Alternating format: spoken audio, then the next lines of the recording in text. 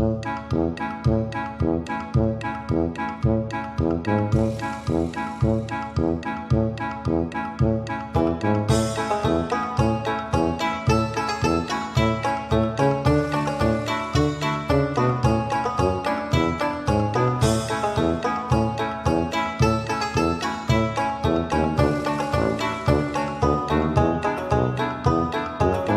I'm Adam. And I'm Rob. And welcome to episode 39 of the Stream Bucket Podcast. We've come so far.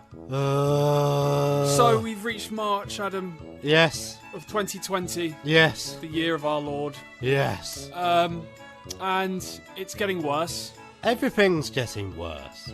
This is hands down the most mental year we've experienced in our lifetime, and it's March. I think I've been ill now 4 times in the last month. I know. It's not going away. And it's hitting you. It's not like you're normally, as far as I remember you don't get ill often, but you've been plummeted into this different level of illness. I feel like I've been ill once, and it just keeps coming back. Yeah. That's what it feels like. Because right now, because I've got a coldy thing that's now going, but I had a coldy thing like 2 weeks ago. It's the same thing. Oh dear. But there's also a possibility that it was stress-induced of a deadline. Oh yes. Yes. And now I'm just recovering from that. So yeah. Maybe your body has allowed you to become ill properly now. Yeah, but it could have waited 2 days. That's true. That's true. For those who aren't in the know, we've finished something. We've done it. We've finished the film that's taken years. Yes. Our dream, since we were little 17-year-old scamps, has finally materialised. Yes, we've made a lump of quag. Yes. A steamy lump of quag called Quaggers. We've been working on it strictly for a year, over a year. It's done. And it was done in a very tight deadline, and that's why death. But it's not just me. Everyone's dying of something. Everyone's dying. Work. People are ill left, right and centre in the giant office that we work in. There are hand sanitisers all over the building. Oh, yeah. Anything to stop that shall not be named. Yeah. There's a second one now. What? My friend sent me an article saying that I can't say the coronavirus has Wait, say probably. The coronavirus. What are you doing? What is that? Coronavirus. Oh. Song. You're doing the song. You're doing the song. Virus. Okay. Cheers. Continue. Thank you. The disease, the coronavirus, yes. It has gone into 2, and there's now a more dangerous one birthed in China. Is there? So there was number 1, which was bad coronavirus, killing people, and now there's number 2. There's another strain of it, which is even stronger than the original. Oh, for God's sake. What? This is a news article my friend sent me last night. So, and there's people at this point in time, where a week ago, like 80% of people were saying, "Oh, I don't give a damn. I'm not scared." Now that's gone down to, as far as the people I'm talking to, now it's gone down to 50%. There's an element of people who are saying, "Oh, it's just a cold." Yeah. Yes, but it's a big one. It's really making big everyone ill. Yeah. The concern is growing. Yes. Well, that's the thing. This isn't a virus that's going to kill everyone. It's not like the Black Death. Well, maybe the second one is. But the first one is, it's dangerous, but no more dangerous than the flu. The fact is, it's everywhere. Yeah. And the fact is, it's probably going to shut down the economy of the entire world. This might be the start of the Mad Max future. It might be. It might make the next Great Depression, but on an international scale. Yeah, possibly. Or make everyone work at home. Because they've shut down everything in Italy, haven't they? They've shut all the schools. Yep. Schools, universities. Mental. Not the offices, though. Yeah, well, I'm hoping we're more like stiff upper lip. We're trying to pretend to be stiff upper lip at the moment. Yes. So I wonder how that's going to work going forward. Are they going to stop the Euros? Are they going to stop Glastonbury? They've stopped the London Book Fair. How could they? London Book Fair has been cancelled for disease. That's an institution. Yeah. How could they? You can't stop people reading; they'll die. Well, I suppose if you're sharing books, though, books might be the real... Yeah, fingers turning on page. Now, turning pages. here's the thing. What if they get into the animals? What if they're infected? Well, that's where they came from. This might be... Yeah, but what if it goes back? Huh. But then, is this, therefore, a vegan agenda? If this thing happens that I've just made up, could it force everyone to become vegan? Therefore, the whole thing was plotted By them. by them. They shall not be named. Paranoia is clearly... Do you know what my mum? symptom? Do you know what my mum said to me this morning when I went into the kitchen? God. She said to me, 12 salamis have come into the country and infected people with the coronavirus. Should we be broadcasting your mum's racism? No, she wasn't. She misheard. She wasn't being racist. She misheard the news. Oh, okay. I thought even that's what she calls Italian people. No, that would be very, very racist. It's very bold broadcasting it on the Bloody salamis going in with their pizzas and their ice cream. Oh, God. No. She misheard and thought that someone had transported 12 sausages into the country and it was infecting people. But the real thing was Somalians. Oh, God. Okay. Somalians have been coming in and they were worried that they were infected. Where? I didn't think Somalia had it reached there yet. I suppose it would have done. Well, I don't know. Maybe.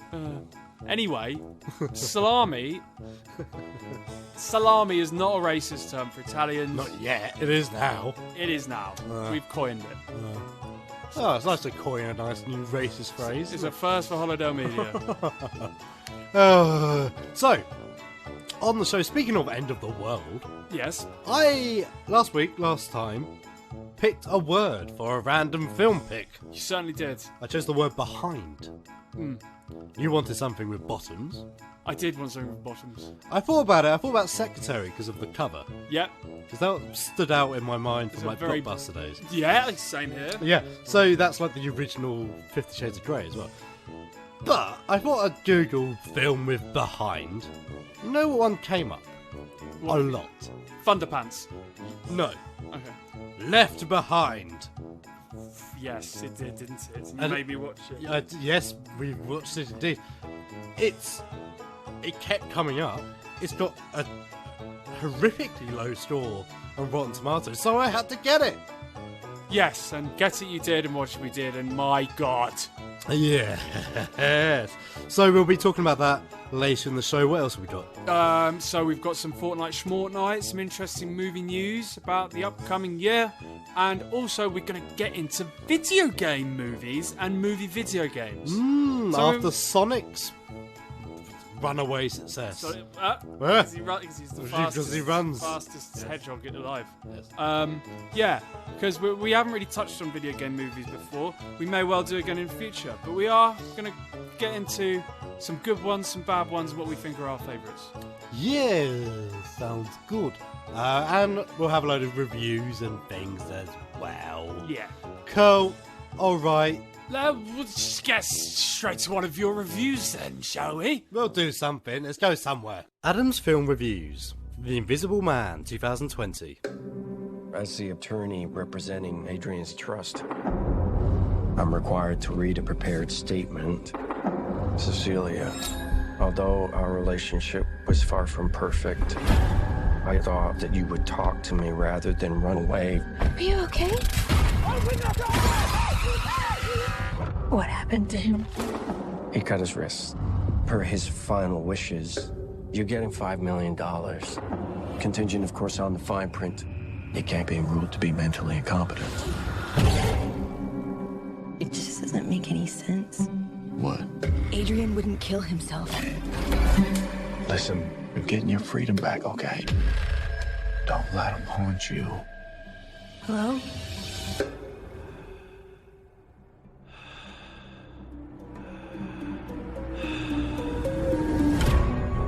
I'm scared. You don't have to be scared of him anymore. He was a sociopath, completely in control of everything. He said that wherever I went, he would find me, walk right up to me, and I wouldn't be able to see him. Are you okay? someone sitting in that chair.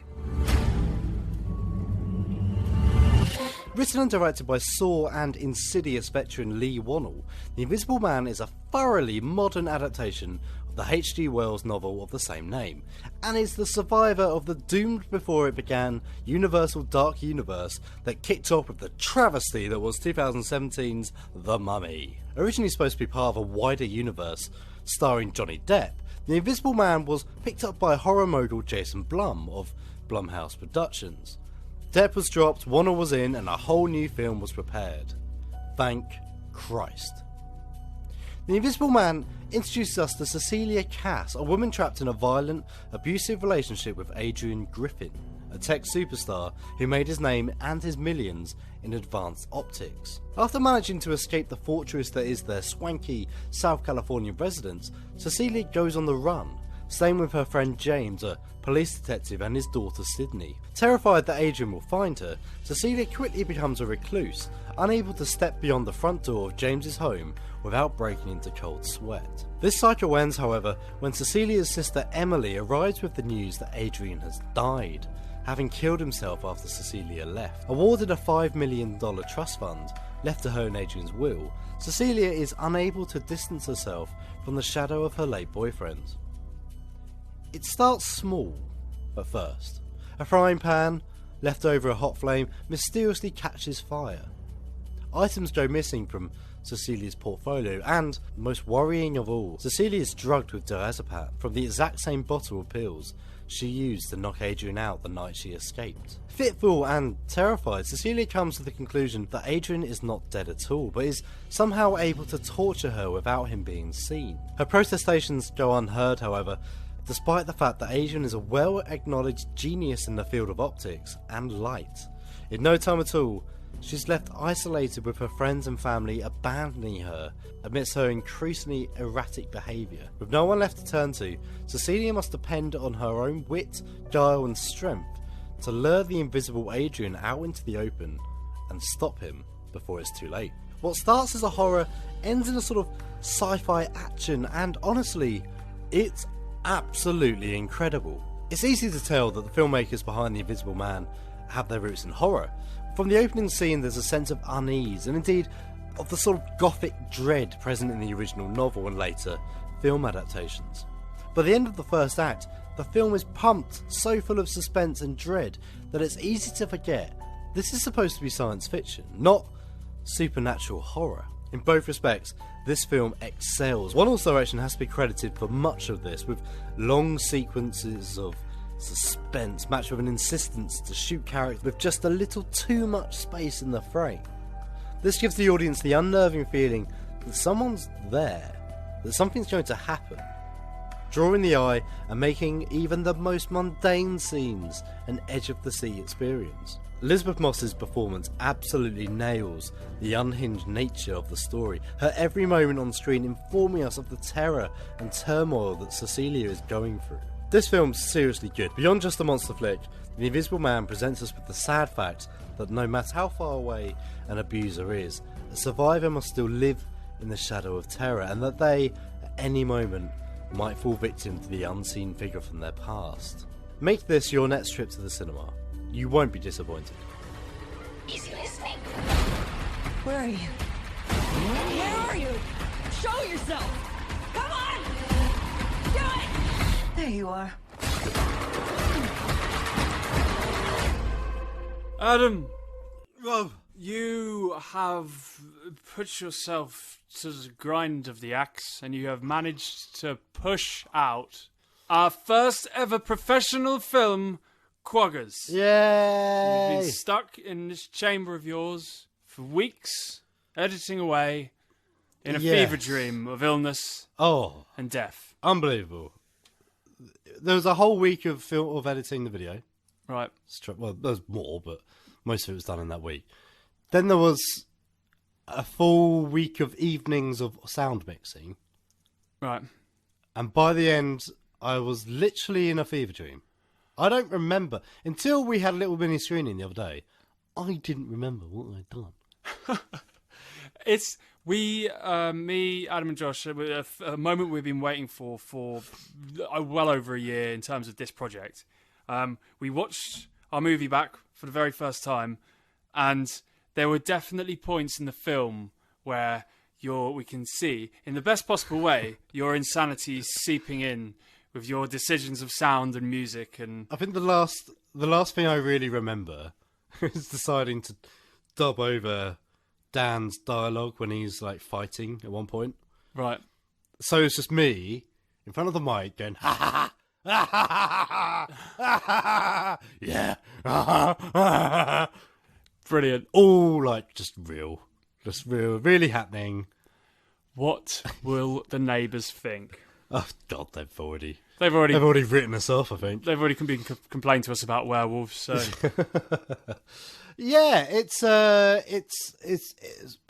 think because it's taken so long, we've learned so much since we started. Yes, more than 3 years of university, more than all sorts of things. Well, like I'm looking at the footage, thinking, no, I wouldn't have done that now. Like.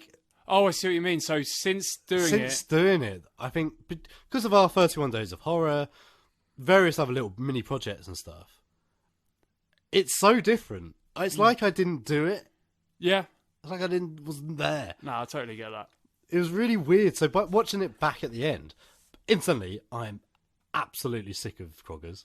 Yeah? I hate it. You can leave me alone. But only because I've been looking at it constantly. It's colour graded into your eyes. By the time the premiere happens, which we're not going to reveal the date of yet because we still need to make sure we've got the cast and crew signed up. But soon we'll announce that. By the time that comes around, it'll be fine. But right now, the last thing I want to look at is those little beasts. Sods! But yes. I mean, how did you find the experience of watching? It was... because obviously you'd shown us little bits of the film of like, look, I've edited this bit together, look, I've edited that, and that was singularly very good. But watching it as a narrative, as a full fictional spectacle, it was wonderful. It was really, really cool. It was a really proud and awesome moment. And yeah, I think you did an excellent job with the editing. I think we all deserve to give ourselves a pat on the back. It's great, and I cannot wait for the world to see it. And it was. Genuinely, it's hilarious, and I'm not just saying it because it's our film. It's very, very funny. Which is that was a good moment when.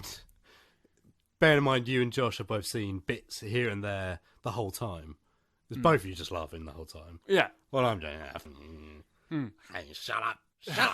I can see all the mistakes. Shut up. But yeah, no, it's awesome, and yeah, it's gonna be really good getting out. To the thing. So yes, we will have a screening. It will be on the big screen.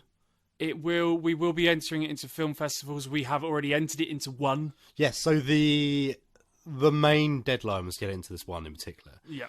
Not going to say what it is in case we don't get in. Yeah.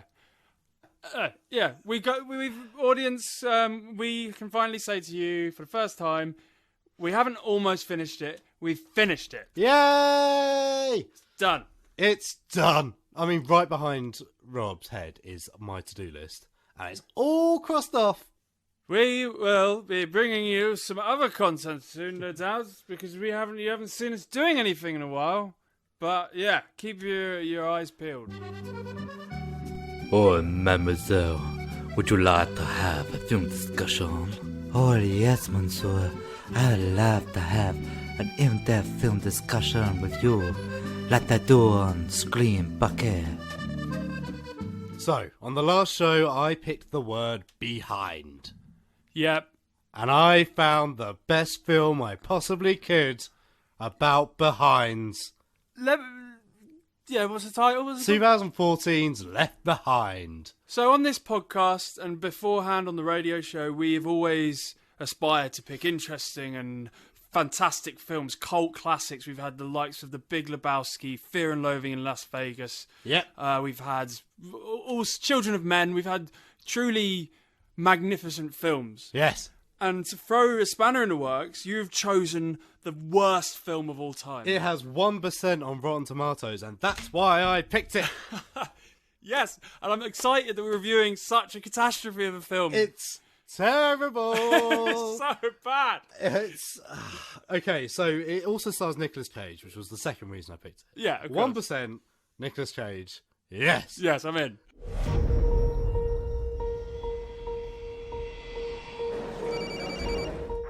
Hi, Mom. Chloe, welcome home. So is everything set for Dad's surprise party? He got called into work. Can I buy you a coffee? I'm waiting for someone. My dad. Hi, sweetheart. Hey. Welcome aboard PanCon Flight 257 to London. Flight time today will be 6 hours and 30 minutes. I love you.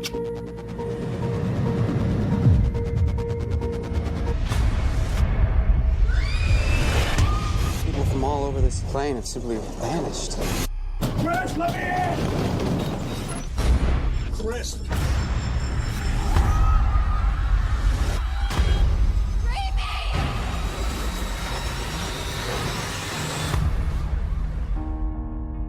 I know you all want answers, and believe me, so do I, and I'll do my best to get them. I heard some doctors talking. It's not just here. It's all over the world. Oh God! So you may have heard of it. I think Josh had heard of it before. It's a film with a plane and the rapture. The rapture happens. The rapture happens. I mean, what do you know about the rapture? Well, I used to read. I've read Revelations. I know that it's all about the end of the world. Yep. God picks his chosen one from the flock of humanity, including the dead already. Right. There's lots of zombie films have used the rapture as an excuse. Because the dead come off the thing, that's why you bury bodies, you don't burn them. Oh, so they can't float back up. So they say you would be invited to Earth, to heaven. Oh, I see. Right. Okay. That's why you wouldn't burn the body. I was on a completely different tangent. I was imagining zombies being lifted out of the ground. But that's why zombie films have used that as a thing. Okay. So the dead, the living are invited to heaven if they're sinless or whatever, leaving the rest of humanity to fend for themselves. Like in The Simpsons have done it when the Flanders went up to heaven and Yes. the Simpsons were left. This is the end. Blue light took the good people up to... Yep. Family Guy. I can't actually remember what Family Guy...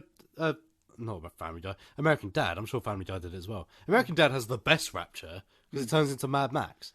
Brilliant. It's what we all awesome. want. Everyone's gone to the rapture, the video game where everyone's missing, you're the only one left.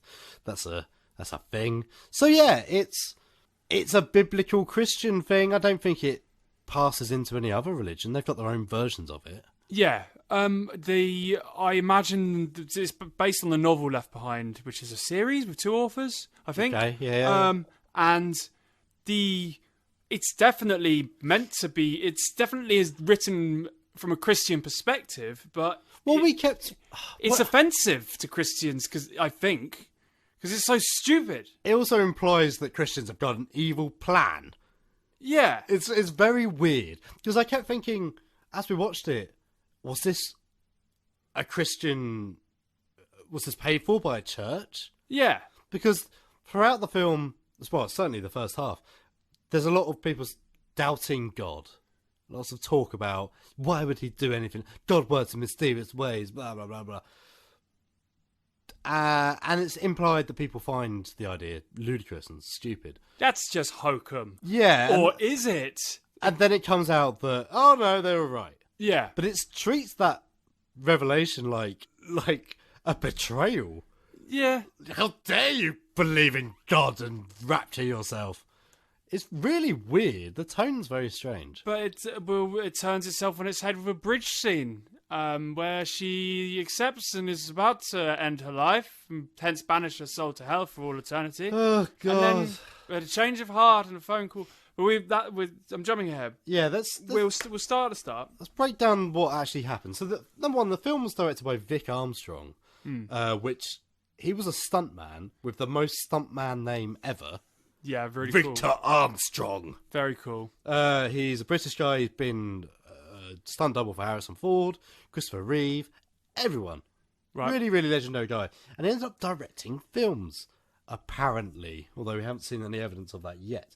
I don't know how we haven't seen the Sunday Horse. One of his great masterpieces. But yeah. So we are introduced to Chloe Steele, a 40-year-old college student who's flown in to surprise her dad. Yeah, who's an airline pilot.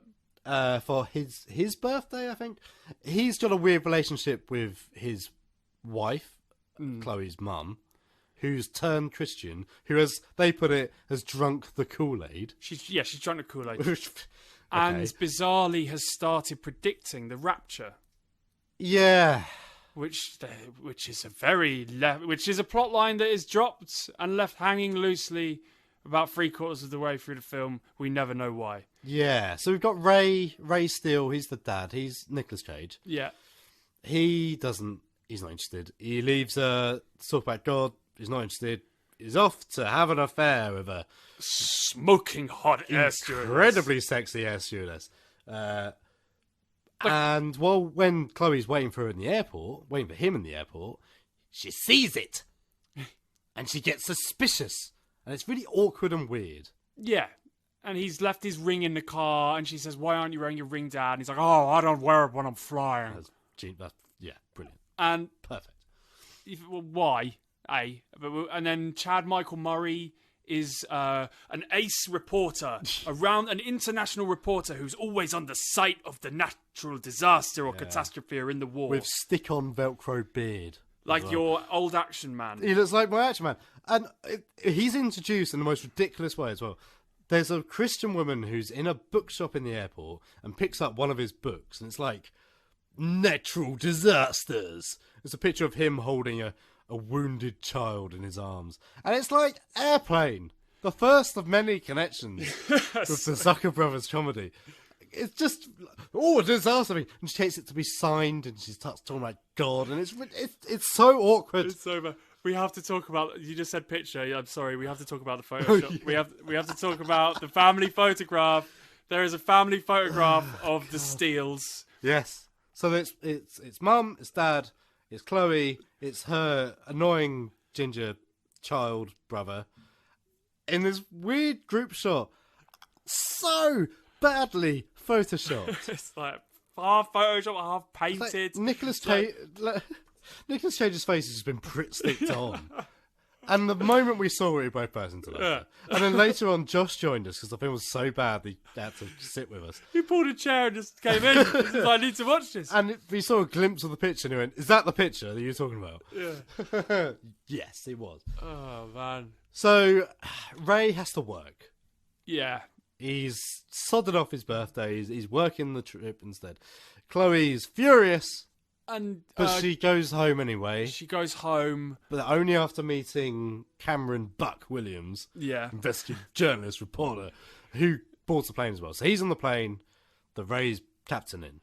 And this is where it starts to offend other people. This is where it's offensive to black people, dwarves, and especially Muslims. Yeah. But we'll get to that in a bit. Yeah, so they're settling down on the plane. What's her name? Chloe. She gets back home, has a little argument with her Christian crazy mum, and she decides she's going to take her kids to the mall. Take her brother, yeah. Her brother to the mall. So we've got these two different storylines going on now. So, on board the plane with Cameron Buck Williams is the weirdest group of people on board this plane. We see first class, we see coach as well. It's so awkward. They all talk to each other. They all introduce themselves to each other. It's just weird. It's wrong. So you're a gambling man, are you? Yeah, sod off. Looking at me. So the dwarf is speaking to a child who is the daughter of an American football player who's broken his arm. He writes down to place a bet when he lands. And then the guy next to him, "Are you a gambling man?" Yeah. It's like, don't do that to me on a plane. Never. And you've got Texan businessman. Yeah. You've got Chinese conspiracy theorist. Yeah. Who's into UFOs. Who's dismissed, treated badly like an idiot. The most unbelievable drug addict in the history of film. Oh my god! It's like, who's he? Is he trying to be like sort of a Kate Moss type? Yeah, she's trying to be like an English model, like a rich girl who's got a drug hang up. British rich princess who's got her drug problems. She's in first class, but she's awful. But she's very horrendous. Yeah, okay. You've got a lovely old couple. Yeah, lovely old couple. Lovely old couple. The black guy who's like kind of like he's only there to make Chad Michael Murray's character cooler, if you know what I mean. Yeah. He's just stroking his ego. Yeah. And then you got my respect because you're Chad Michael. Yes, it's very. But yeah, the whole thing feels really unreal. And then you've got so the plane takes off. Chloe's with Raimi in the mall, and it's weird. So they're there awkwardly clapping like a group of breakdancers in the middle of it. Breakdancers in the mall. The whole thing felt, maybe this is because of the books, it felt like 20 years ago. It did. It didn't feel like now. Bear in mind this film came out in 2014. It felt like something you would see in a bad episode of The X-Files. Yeah, it's like it was written from the memories of, it's like, oh yeah, I remember going to the mall in the 80s and seeing breakdancers. It quite easily could have been a film from the mid-90s up until the drone. Yeah. Well, that's the only thing, though. Yeah, and that was it. Even the mobile phones are weird and old-fashioned. So, plane's taken off, things happening, blah, blah, blah, blah, blah. Chloe and Raimi have a really awkward hug. Yep. And then, flip, in the blink of an eye... Rapture! Raimi disappears in a pile of clothes. Yep. All of the people are taken naked to heaven, so they're just left in the clothes are the only thing that's I think left that's behind. actually in the Bible as well. Cool. All the kids disappear straight off. Yep. Most of the not most of the adults, a few adults. Yeah. All disappear, and panic, bedlam. Everyone freaks out because all these people have disappeared. So, if we're going by the rule that the righteous people have been taken to heaven and the bad people have been left on earth, let's go through the people who are definitely bad then. So that nice, cute elderly couple, man's gone up, woman's a cow. Yep, woman she's staying here. Had an affair. The Muslim guy, despite being a devout man who helps, who spent all of his time trying to help people on the plane, nothing but a good sort. Oh, you're believing in the wrong God. So, yeah. Staying down here, mate. That felt staying down here. Very weird. Yeah. And the worst thing about that was they made a half-effort attempt to have the dwarf accuse him of being a terrorist or up to no good. He was searching his bag for a bomb. Well, he accused him of being a terrorist because there's the fantastic line, even the terrorist couldn't design a weapon that could make people disappear. What? Yeah. Clunky. So they try and make it out, oh yeah, but he is a good guy, but without addressing the fact, but he's still staying on Earth. Yeah. He's still stuck in the apocalypse. It's weird. So you've got Ray Nicolas Cage, he's having an affair. Yeah. Fair enough. And then the air hostess. The air hostess. She's the whore of Babylon. Whore of Babylon. Chloe. She looks, by the way, like, when you go into like the dance in town or any joke shop and you see a Smithy's costume, she looked like an air stewardess model for a silly air stewardess costume. I thought she looked a bit like the girls at the makeup counter in Boots when you're like 6 years old. Yeah. Oh. Like if you take a chisel to the face, it just ridiculous. Chloe didn't believe. I think not believing is the main thing. Right, I guess you. You've got whoever the dwarf little person is. Little dwarf. Who's a gambler. Yeah. Also, he never does anything nice, and he's just hurled off the plane at the end. Very angry. He's more offensive actually. He's the most offensive thing in it. Like they made him a little. Yeah. He's just rude to everyone, and then they hurl him off the plane at the end. Well, don't do that. Kick him off the plane, don't they? But anyway, yeah. So everyone's freaking out. Yeah. So in the mall, people are panicking immediately. It's like Simpsons. Everyone just immediately starts rioting. Straight away. And things that are happening outside as well, like cars are starting to crash. And Criminals are making odd decisions with what they steal. Oh, like Chloe's walking under a bridge, and then two guys on a moped went past and steal a bag. yeah, instant and like within seconds of the rapture, people were carrying TVs out the mall. It's pretty realistic, really. Run! Rapture! Planes are crashing, all sorts of stuff. In the best stunt in the whole film, a mini plane just blows up. Yeah, It's blows awesome. up in the parking lot. And then on board the plane, because all the kids disappear, the first instinct is everyone freaks out because the kids have vanished. Yeah. That's when Chris Buck Williamson gets out his camera and starts recording people and interviewing them. Stop it! For why? For why? Because he's a reporter. Because he's a damn reporter. it. He's going to report what's going on. The rowdy crowd, instantly their first thought is we must break into the pilot. Yeah. The The captain knows what's going on. We must get him and kill him. The co-pilot's gone. Yeah. So now Nicolas Cage is on his own. So what can he do? He disengages the air pressure to suffocate everyone into Yeah. submission. Yeah.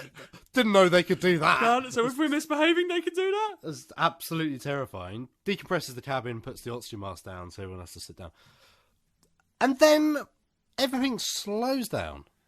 Because what else can happen? All they can do is ask, what's going on? What's happening? Well, that's all it is. Chloe spends the rest of the film walking about. Getting more and more depressed. She goes back home. She finds her mum's jewellery in the shower. Yeah, so she's gone. She goes up to a bridge. Oh, there is the wonderful moment where Mr. Steele, Nicolas Cage, ace pilot, he's been in the business for years. There is a plane headed straight for him, and he takes about 2 minutes trying to get in contact with the plane, despite getting nothing, and then about 5 seconds trying to move the airplane away. He tries to move left. He tries to bank left. Just go down. Just go down. Or up. Or up. Because the plane, it does hit they do collide. There is a bit of drama. Yeah. The plane only pings off the wing. Like, all he had to do was bend the wing down. Yeah. Whoop. That's it. But he's so bad at his job. He's awful. He's so bad. And then, so nothing happens. At this point, all they're talking about is how to get home. Where is everyone? Don't know. Okay. What's happening? What's going on? And this is also the point where we have the drug addict goes into the bathroom, starts talking to herself in the mirror. She removes her sunglasses. She's been crying. It's okay. It's okay. You're just having a bad trip. You've had these before. Now, drugs. Don't. What? There's also later on, she goes, I know what happened. I went to a Bible camp when I was 11 years old. Doesn't happen over here. Doesn't happen. She's just there to tell the story of what's going on. But she's terrible. Yeah. Everyone's terrible. Everyone's terrible. No one makes any sense. It's just mental. It culminates with Chloe arranging for the plane to land on a almost finished bridge. Clears the way. She clears the way with a car, taking out all the obstacles. Loads of obstacles. More than you needed. My favourite bit was when he said, you're going to have to light a beacon of some sort. And she starts looking around and you went, it's a shame there's not a canister of oil in the back of the car or something. And she looked around. Yep. Jerry tank of oil. Yeah. It's like, and that happened loads of times. The first thing you think of is what happens in the story. Yeah. Like, oh, obviously there's going to be a petrol can. Yeah, there we go. And then the plane, when it starts landing, it almost hits a tanker of oil. Oh my God. At one point you said, was this written by a 17-year-old? Yeah. I think that was being it reminds me of writing that I was doing in various projects when I was younger that make me cringe now thinking about it. And it makes me think as well, these writers, that film is still like a multi-million-pound film. You know, they've got all the way to Hollywood. They've got Nicolas Cage in it. They've got Chad Michael Murray in it. It's going to be shown in cinemas. Fair enough, it bombs, it flops or whatever. But if that film can make it all the way there, then why can't... Like, there's no reason that anyone else can't do it. Anyone in the world is a better writer than whoever wrote that. It's true. It's really true. I'm just looking at the Rotten Tomatoes reviews. So you know what? I mean, and here's a massive criticism for it. Yeah. In the vast majority of Nicolas Cage films, I love him. But in this film, he doesn't have his essence. It's like his mojo isn't all there. 2013-14, was that his low period? I'm trying to think. Well, that was just after The Wicker Man, wasn't it? No, that was way before, I think. And then was it around the era of Bad Lieutenant, which was a masterpiece? Which is a masterpiece, yes. Yeah. Well, that was around 2011, I think. Oh, it's going back. So he's had a slump. And obviously recently he's come back with stuff like Mandy, and now he's got Colour Out of Space, both of which are, well, I know one's great, and the other one's been critically acclaimed. Yeah.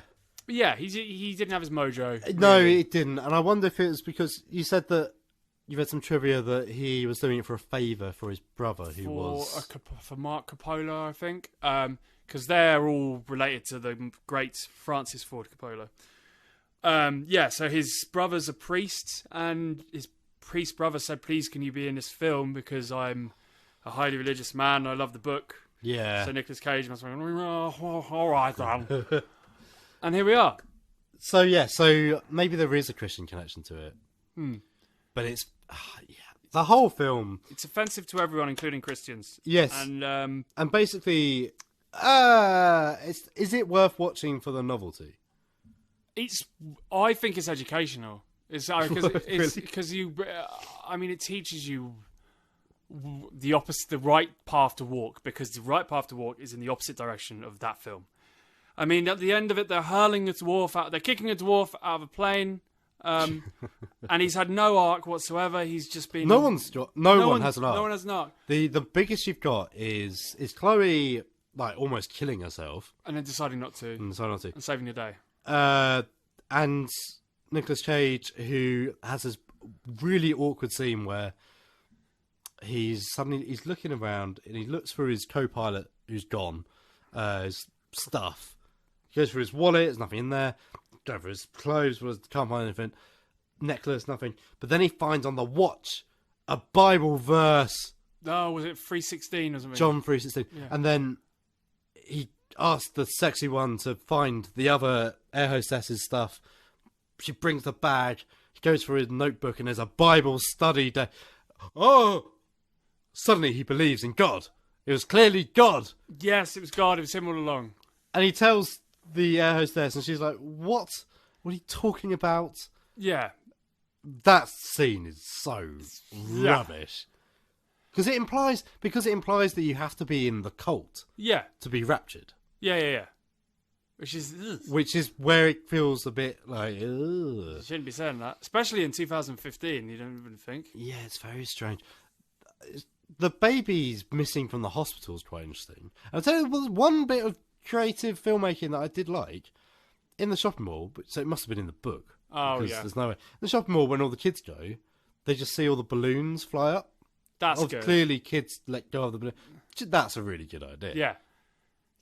That's one element. It works on a lot of levels, actually, doesn't it? So it's like, where it's them rising up, where it's the darkness. Oh my God, they're gone. The balloons. Yeah. Yeah, it's quite horrifying. One moment of genius in a terrible, terrible hour and a half film. It's a film that is good for no one. It benefits no one. It's so bad. Definitely watch it. Yeah. Don't pay for it. Don't pay for it. You will enjoy it. Find a way to watch it. If you like films that are not just so bad they're good, but just genuinely atrocious. I mean, we had a laugh. Yeah, we laughed. Yeah. So not going on the Hall of Fame. No, going on. We won't call it the Hall of Shame. We'll call it the Drawer of Disappointment. Yeah, the Drawer of Disappointment. Cool. So next film. Would you like to pick a book? Yes. Okay. Yes. Why not? Tell us what you've got. The Drinking Games book. The Ultimate Drinking Games book. This was published by my brother, I think, years ago. So I'm going to turn pages, and Adam's going to say stop, Yep. and then so forth, until we land on a word. Yes. Okay, stop. Stop. Believes. Oh no. Not more religion. No, campaign of Christian. Oh, that's bad. Challenge. Let's go for that one. Challenge. Okay. All right. You've closed it now. Never mind. Well, so say read the sentence. Was it that one? I don't know. Anyway. Challenge accepted. Have a think. I will. And we shall come back with a challenge film in 2 more weeks. Wonderful. Over to a review from Nick. Nick's Game Reviews. 2 Point Hospital. Who remembers Bullfrog? You remember their games, right? Dungeon Keeper, Theme Park, Theme Hospital. I spent hours and hours of my childhood playing these games, and a particular favourite of mine was Theme Hospital. I can still summon that music in my mind. Oh, nostalgia. Thing is, Bullfrog made fantastic, addictive and funny games that had a huge cultural impact on the gaming industry of the time. The studio head, Pete Molyneux, became an industry giant, going on to found Lionhead Studios to produce games such as Black and White and the Fable series. But Bullfrog and their quirky management sims were forgotten in the ensuing years. Lionhead Studios went down the same route as many classic studios do, into oblivion. Microsoft shuttered the studio in 2016 with Pete Molyneux disappearing into relative obscurity and a lot of the staff being absorbed into other Xbox studios. But some of the developers decided to do something different. Mark Webley and Gary Carr decided to go back to their roots and so formed 2 Point Studios. Their first endeavour, 2 Point Hospital. The spiritual successor to Theme Hospital, this game knows exactly what it is. Basically an all but named remake of the 1997 original. It has kept the game similar enough in every way without breaking any copyright laws. The menus, the music, the structure of the game, even the characters look similar. If you haven't played Theme Hospital before, then 2 Point Hospital is basically a hospital simulation game where the aim is to make your hospital as successful as possible, to cure as many patients as quickly as possible, keeping your staff happy and the money rolling in.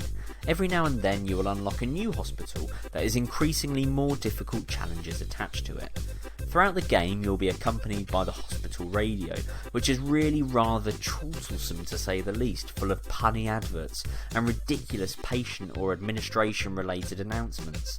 You will also be interrupted every now and then by the occasional emergency, such as a pandemic or strange accident in the nearby city. You still have the rat infestations, but this time they've been replaced by the ghosts of former patients. The janitors, instead of killing rats, use their Ghostbuster hoovers to clear them out, which is always fun to watch. Every now and then you will receive challenges from board members or staff to try and cure a certain amount of patients within a certain amount of time, or upgrade certain equipment to higher levels. And you still get the occasional visit from health inspectors or VIPs that you have to impress. All in all, picking the game up felt like visiting your childhood home for the first time in months or years. Some things have changed, but ultimately you know where everything is and what each strange noise is. It's warm, it's welcoming, it's full of laughs.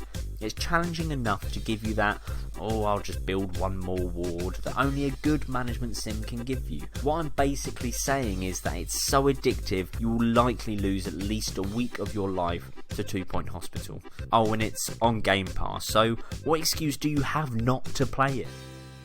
Green Bucket, Adam and Rob. Welcome to Fortnite Schmortnight. The new James Bond movie, No Time to Die, has been delayed 7 months due to the coronavirus. Say it properly. Coronavirus. My coronavirus. Okay.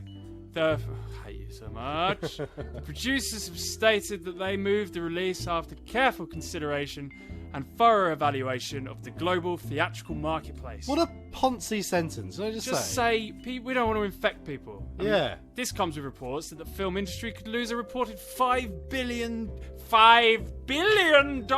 as a result of the epidemic. Because of Bond? No, because of coronavirus. Okay, I was going to say, that's very... Yeah. That's why it's we ourselves are going to make $5 billion. Yeah. And that's going to cost them, everyone, because of the careful consideration, thorough evaluation of the marketplace. Well, we'll fly over to our island and watch the checks come in, shall we? Yeah, so this disease, and I will hasten to add that the April slot for No Time to Die has been replaced by none other than Trolls 2. What? Do you remember the little toys, the troll movies? Have they not already Trolls done that? 3? There's a Trolls film replacing No Time to Die. Right. So the coronavirus is now replacing iconic movie characters with little with hair.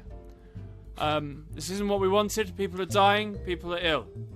We do not want little fluffy penis men Yes. instead. Yes. That's all I have to say about that. Okay. Well said. Steven Spielberg has announced that he will not be directing Indiana Jones 5. No, say it as you've written it. Steven Spielberg has announced that he will not be directing Indiana Jones 5.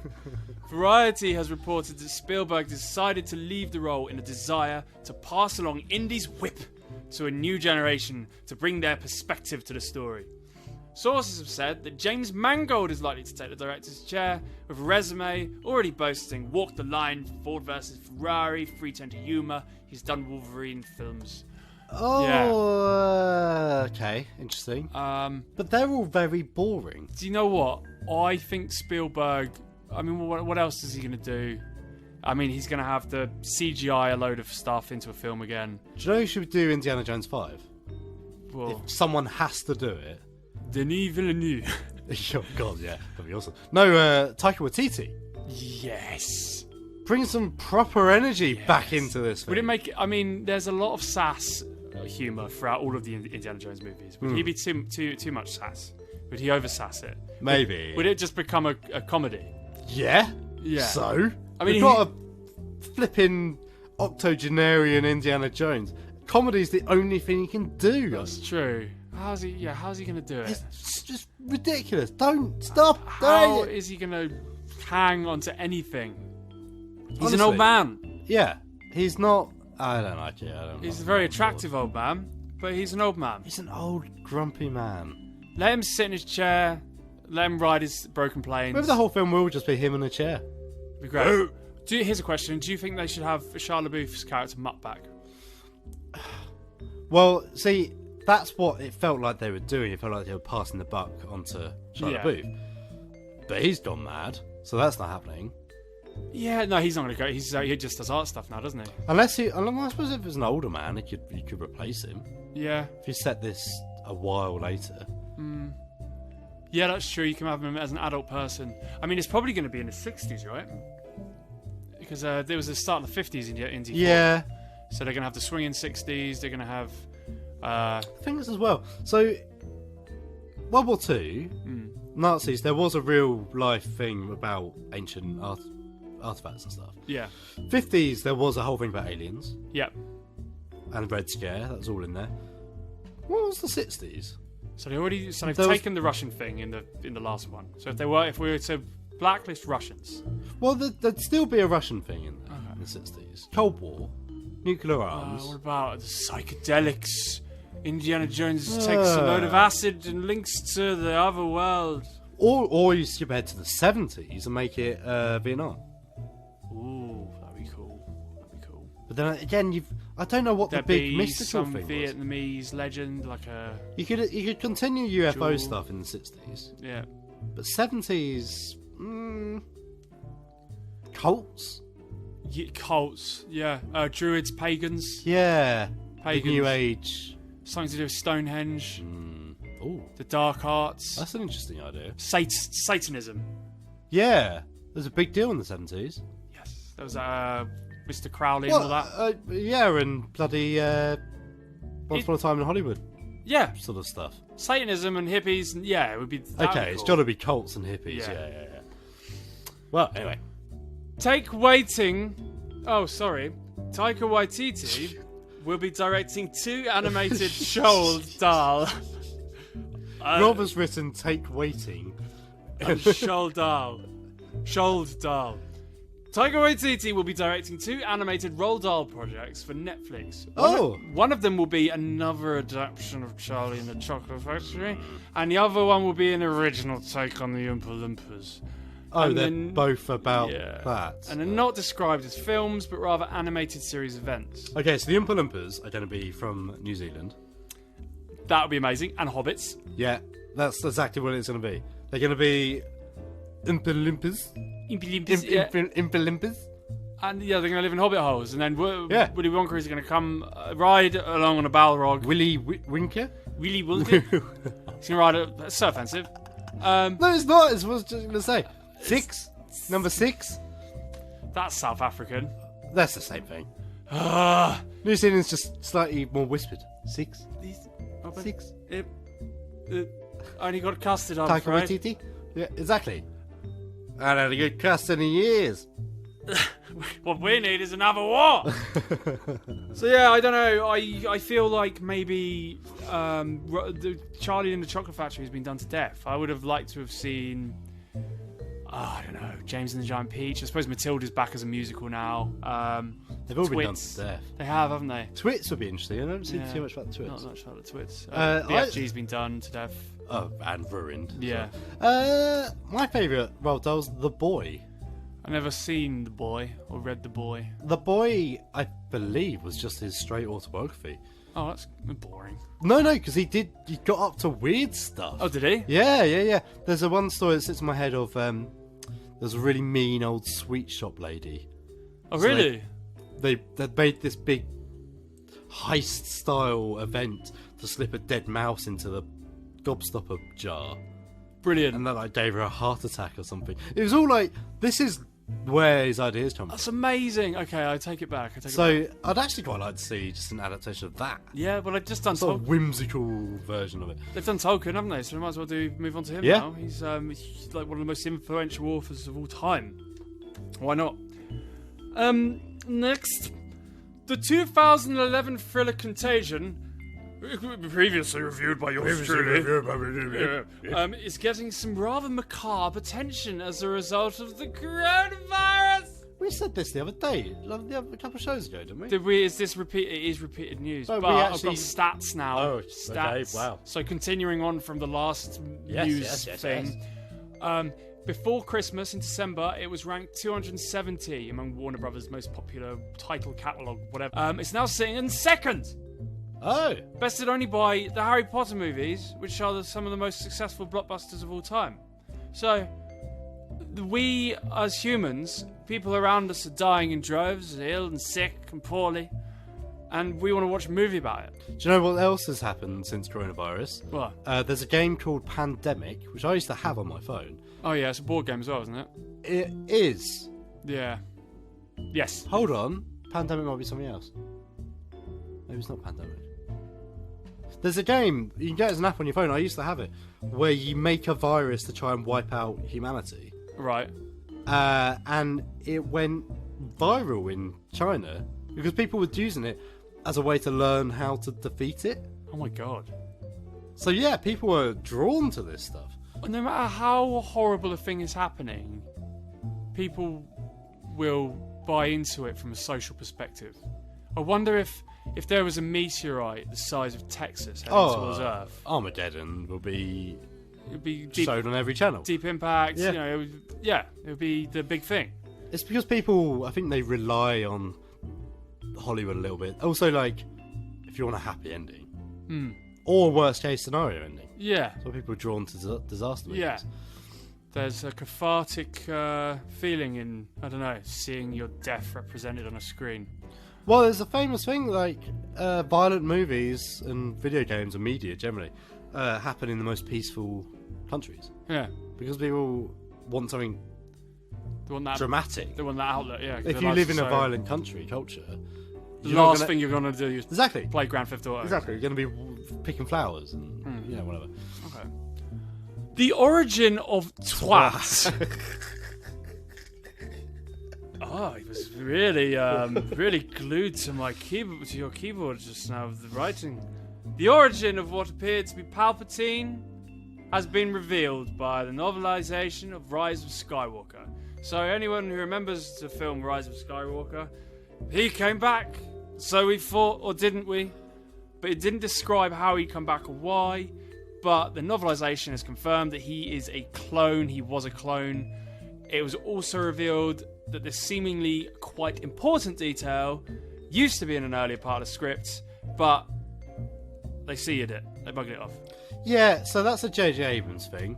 Right. Yeah, let's sod it off. Get it off. No explanation. Just pretty colours and shapes. I've got more vengeful about Rise of Skywalker as time's gone on. The more I think about it. Yeah. I need to watch it again to see if I reset myself, but the more I think about it, the more I'm like... stupid. Yeah. Really dumb. It's ironic because the major complaint with the original, with the prequel trilogy was, you stop describing it so much, stop giving us so much information. You're taking the magic out of it. Midi-chlorians, what the hell are you talking about? And now, we're going to take away this massive, crucial plot point. It's like he was too scared of giving too much. But the magic of Star Wars. He did it in Force Awakens. I think this is just J.J. Abrams. I've said forever that I'm not a J.J. Abrams fan. Well.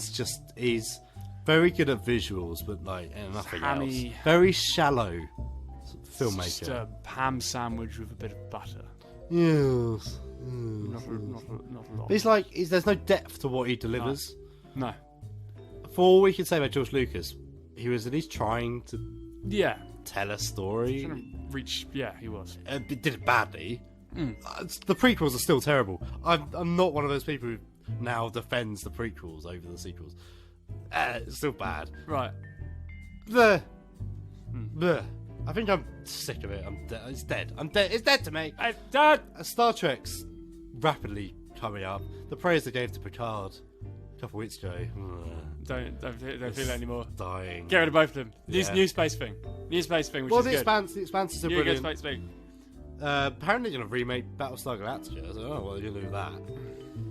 Just a new thing. The new thing. The Expanse is brilliant. Watch The Expanse, Rob. Oh, maybe. It's boring, though. It's not. It's intense and funny. Oh, I'll give it a go. Anyway, so concludes Fortnite Schmornight. That was a long one. Adam's Film Reviews. Fantasy Island 2020. There is an elevator. In the elevator, you press the button to the floor with no name.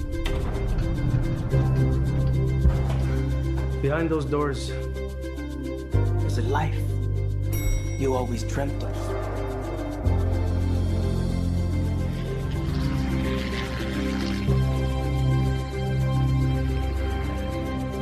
The plane.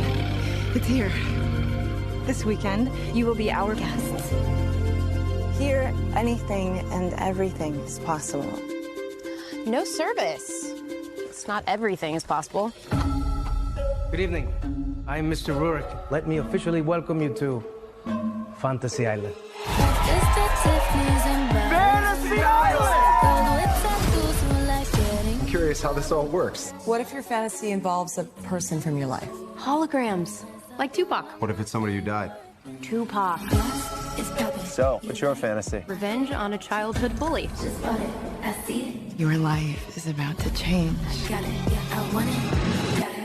hope you're ready. From one Blumhouse production to another, Fantasy Island, or as the film's opening title says, Blumhouse's Fantasy Island, introduces us to an island off the coast of somewhere which promises to fulfill your every fantasy. For a price.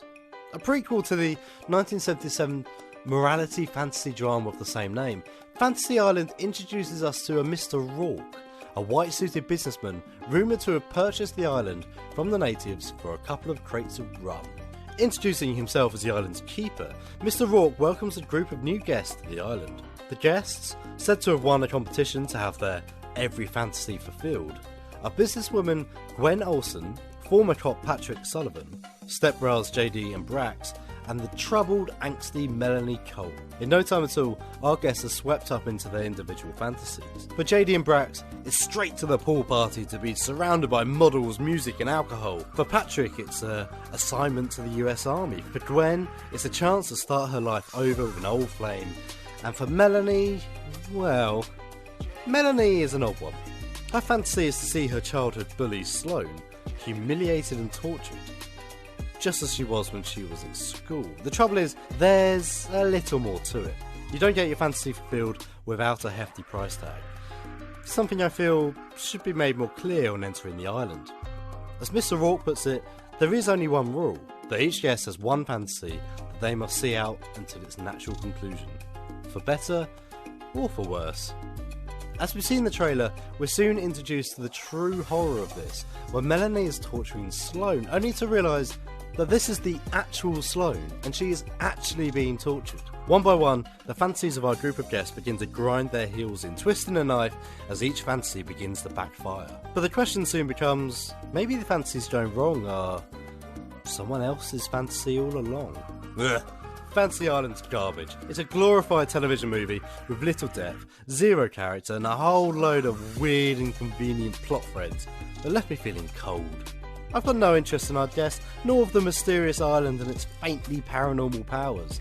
In many ways, this felt like a child's imitation of the island from Lost. I understand this is extremely loosely connected to the 70s show, but I just can't help but feel this was a rushed attempt to parody the source material, while still delivering a sort of dirt cheap product for teenagers to come to on a Saturday night. It's a shame because writer-director Jeff Wadlow has surprised me in the past. Truth or Dare, while not an amazing film, hath at least found its feet and won me over with charm and, most notably, a cast I actually cared about. At its best, Fantasy Island had some interesting ideas, akin to a cheap Twilight Zone episode. At its worst, this had me rolling my eyes and wishing for the exit. There are 2 Blumhouse films in cinemas right now, and this isn't the one you should be watching. We weren't brought here to have our own fantasies. I want it, I got it, I want it. We were brought here to be a part of someone else. I got it, I want it, I got it. I'm your friend. I've always wanted to hear you say that.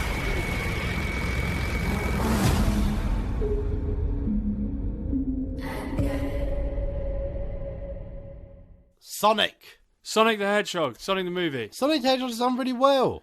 We haven't seen it. I'm not interested, but it's doing really well. It's doing it brilliantly. It's smashing the box office. It's speeding away from its competitors. It's been critically acclaimed as well. Yeah, it really, like, this time last year, you would not have predicted that. No. Considering the dip it had with the whole, oh my god, we hate its design, how disgusting, the director saying, okay. What's that marketing? Might have been. It's interesting. I was suspicious at the time, but the more I think about it, if the film's so good, how would they have let that design slip? Yeah. And they must have made a crap design, so everyone kicks off. I don't get the science of it, because they said they did that with Cats as well, didn't they? And then...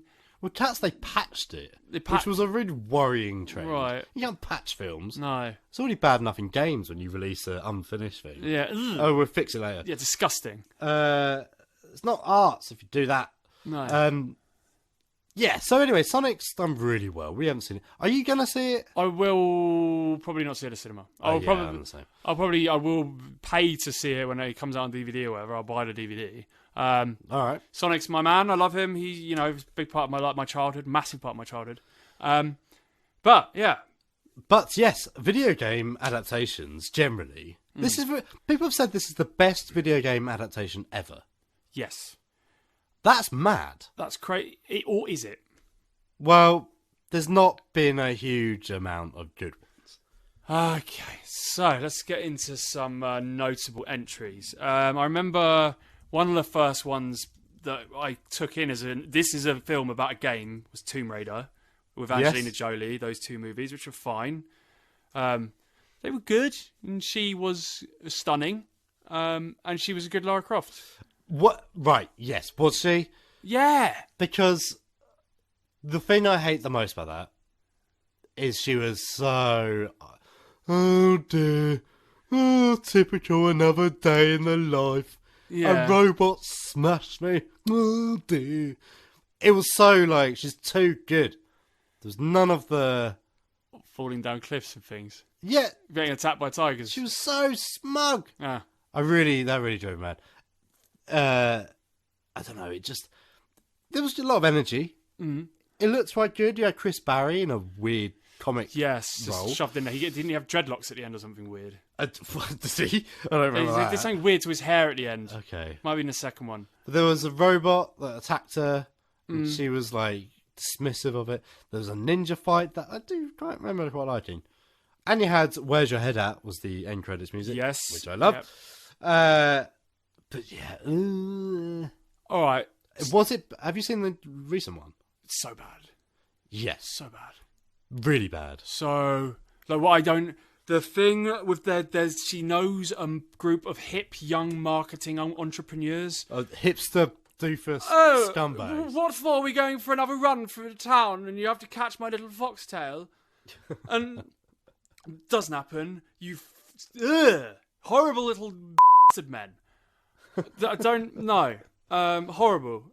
What about the Resident Evil movies? Did you like them? Well, right. I haven't really seen too much of them, but I'm told from well-respected sources that they're brilliant schlock, rubbish, crap action. 100%, yeah. That's perfect way to describe them. From what I know of them, they all are a bit disconnected, but some of them better than others. They're disconnected. There's a Mad Maxy one that's apparently quite good. There's one which is very, very bad. I can't remember which one that is.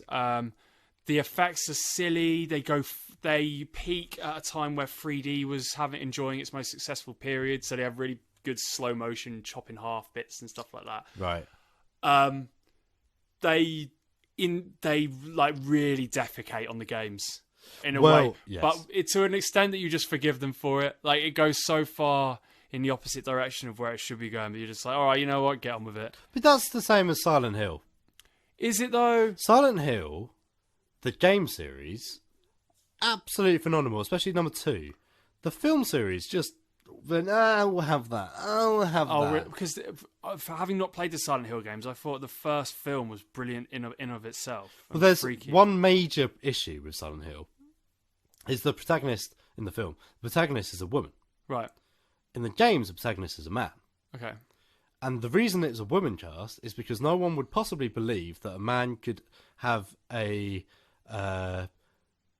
paternal love for a child to look after. No one would believe that the man would want to look after the child. You want to save the kid. Which is what the games are all about.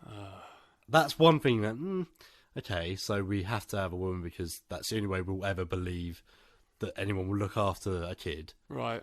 You know, it's stuff like that. The nurses just turn up.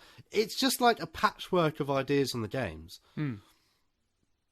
Without any thought put into it.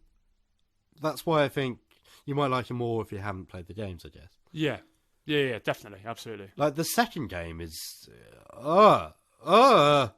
it's very hard to describe without ruining it. Assassin's Creed, did you see that? I watched the start of it and gave up. I thought it was terrible. Yeah. Doom was terrible. Doom had one cool... I really liked the scene in Doom where it goes first person, though. That was pretty rad. Oh, that was dumb. It was so gimmicky. It was so gimmicky, wasn't it? Super Mario Brothers, 93. To my shame, I have not seen this. That's shocking. I know Yoshi's a velociraptor. Yeah. Goombas are weird men, rock men. Really stuck in my head as a kid. Like, they're giant men with little tiny heads. Yeah, it's very weird and stupid. Famously, Street Fighter, Mortal Kombat are terrible. Yeah. We saw Pokemon as well last year, didn't we? Which Detective Pikachu, yeah. Which is fine. It was a fine kids film. You know, it was entertaining. You had a Pikachu to follow, and Ryan Reynolds was in it, and blah blah blah. It was great. But in terms of the story of Pokemon, which we're never going to get, it just kind of fell a little short for me. Well, I remember saying at the time there was no Pokeballs. There's one Pokeball at the beginning. There's one Pokeball at the beginning. There's no Pokedex. So you didn't get all of those like iconic. The iconography. Yeah, exactly. It was missing. It was gone. You wanted to see trainers training, and there was a battle in the underground. The battle's the real highlight. It was the standout moment. Yeah, it was great. Yeah, Ditto was horrible. Yeah, generally they're terrible. Yes, generally they are. As are video games of movies. Well, wait just a minute, because that's not true at all, is it? Have you ever played, and I know you have, Lord of the Rings on the PS2/GameCube/Xbox, The Two Towers or Return of the King? I have. So you would go through the likes of Helm's Deep and Moria, etc. The mountain with the ghost men, with the people who forsake their oaths. Oh God, I'm a terrible Lord of the Rings fan. Yeah, and you would level up and you would learn with your points. You would be able to buy new moves to lose using new combos. Yeah, I do like they were good. Return of the King was particularly good, and it was cooperative as well. Yeah, although very buggy. I remember getting stuck. I had to start the game all over again. Bloody ghosts. Also got adaptations beyond that for like Shadow of War that I've been playing. Yeah, that's very much based in the movie universe. Yeah, there's a few. Some of the Harry Potter games were very good. Quidditch World Cup. Quidditch World Cup was great. Chamber of Secrets was very good. I've played it. Spider-Man on the PS2 was critically acclaimed. Spider-Man 2 on the PS2. That's very, very good. But I think the best video game adaptation, even though it's very much unrelated, but the best video game adaptation, GoldenEye. Yeah. Nintendo 64. Yeah. No argument. Yeah. 100%. Classic first-person shooter. I still think back to the first time I played it with chills. Like, I was blown away by it. There's something now that they couldn't replicate. The graphics and capabilities of consoles have come too far. You cannot replicate. You cannot feel the impact of the animation effect of the bullets hitting the character you're shooting, the sound of the gun. It's so satisfying. I don't know why, but it just is. I mean, there might be a lot of nostalgia here. No, it's not just nostalgia. The blank, dumb look on the unchanging faces with a little smile on Oddjob's enlarged head in DK mode as he collapses to the ground. I mean, multiplayer is the key thing there. Multiplayer with your mates playing GoldenEye is legendary. It still is. Oh, yeah. Yeah, it's so good. Slappers mode, going into the temple and laying about 100 proximity mines or remote mines and setting them all at once. The rocket launcher. Oh, man. But anyway. Yeah. That's the show. That's the show, ladies and gentlemen. Sorry it's a little bit rambly this week, but we've been holding in for... We have been holding it in for a while now. We're letting it all out. And the great news now is in the coming weeks we'll be informing you of the premiere and some very exciting things about this very show as well. Yes. Hopefully. Yes. Yeah. So do check out our website, www.holidaymedia.co.uk, where you will find links to our Patreon and our Spreadshirt, where you can get Quaggers t-shirts. We've got those hoodies, there's bags, there's badges. We've just released some more with some exclusive like concept art Quaggers stuff. Yeah, the second concept art I really like. It's awesome. It works really good. So yes, if you like what we produce, do consider supporting us. Everything we make from our merchandise does go straight back into our projects, where we can make something even better and greater than before. So yes, just for a little price of a cup of coffee or tea, you can help us fund the movies that we want to make, and we can bring them to you and be awesome. Indeed. So yes, do follow us on Twitter at @screen_bucket or Holidale Media at Holidale Media. And that's about it. Yeah, thanks very much for listening, guys, and tune in for the next episode where we will be having ourselves a challenge. Challenge? Yes. See you later, everyone.